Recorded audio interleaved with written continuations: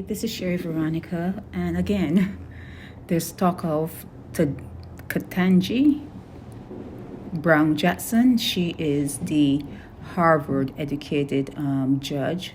They're thinking about making a Supreme Court justice. I think Biden has his eye on her, and well, maybe the whole world have their eyes on her because there are supposed to be 3 or 4 that he is looking at, but they have her at the forefront. Okay, Ketanji Brown Jackson, she's married to a Caucasian man, just like Clarence Thomas is married to a white woman.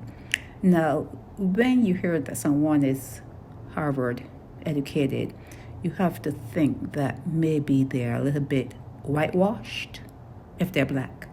We're talking about black people here, okay? Okay, to look at Ketanji, she looks typical black. To look at Clarence Thomas, he looks typical black. But these people are socialized white. When they get in these high positions, black people should not be all proud and giddy-headed because there's only so much they can and will do to put the black person in any sort of power. It is outside of their power, no matter where they sit, no matter how much golf they play. It is outside of any power invested in them to do anything for black people, okay? They're not going to. You cannot be married to you cannot, as a black person, be married to a white person and do anything for black people. You cannot be at the forefront of any black cause. You cannot be out there saying, black is beautiful, black lives matter. Nah, nope. If you do it, you look like a hypocrite, you look like a fool. And chances are you're not going to be doing it because if you're black and married to a white person, you're saying to your black brothers and sisters, you don't want to live in the ghetto. You don't want to be ghettoized. You don't want the stain of their color rubbing off on you. You want to be white. You want to be white. See, these are things when you start to get into an honest reflection of everything instead of forget the romance. You know me, this is Sherry Veronica. I don't do romance. When you start to look at this thing straight on and be honest with yourself, be honest. When you have turned your back, by the time a black woman has turned her back on the black man, it's over. It's kind of over for you. Okay, it's easier for the black man to turn his back on the black woman because that was beaten into him. The slave is still in the black man. It's still there.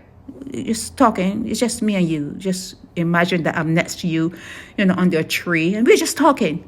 Okay, black men do not like black women per se.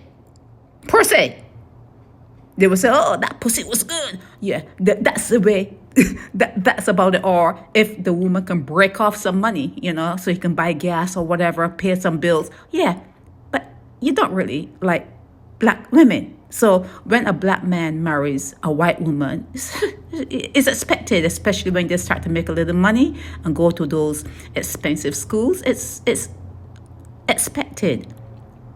But when a white man marries a black woman, so it's a stranger thing, but it's going to happen more and more and more because there's no protection under the black umbrella. There's no protection of black kids and black women under a black male umbrella. So black women have got to start making choices. So like I said, she is Harvard educated. She's married to a white man. He's a doctor. Believe me, she's socialized white. especially since her education. She's socialized white. She will get on if she is elected to sit on the Supreme Court. She will be a black woman. Let me rephrase that. She will be a white woman in a black suit.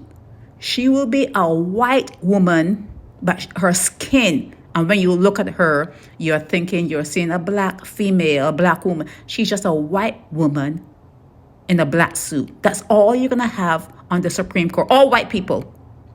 All white people, okay? So let's not fool ourselves.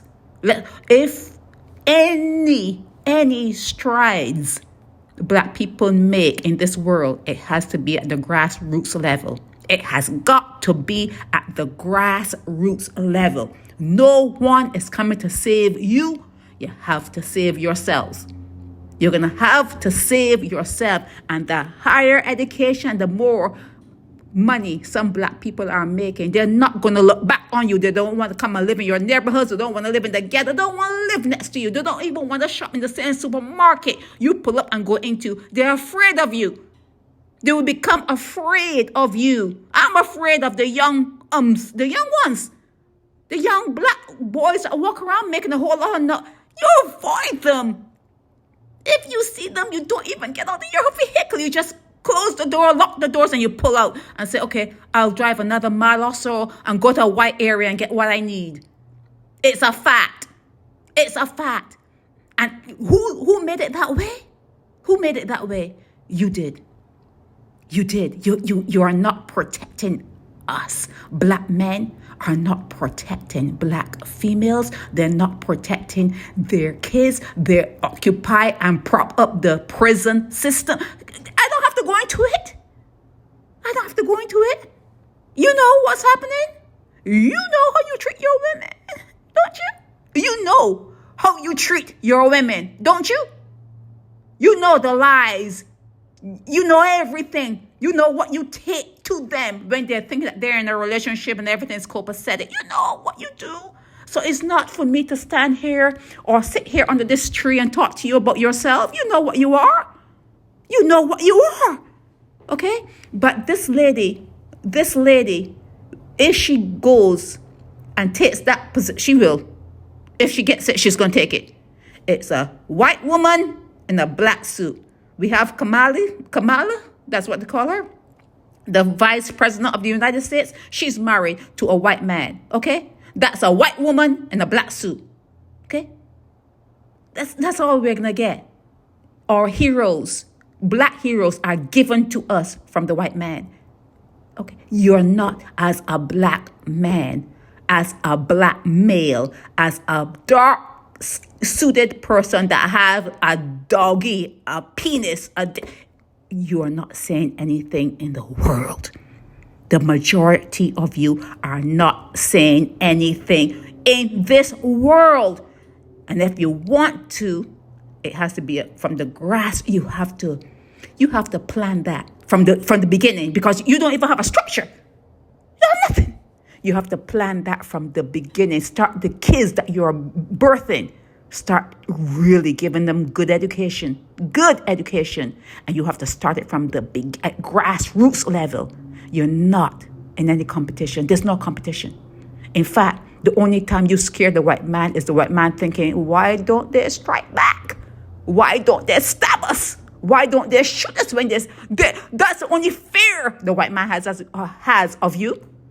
The only fear they have of you is your complacency, your docility. That's what scares. It's like, why aren't these motherfuckers fighting back?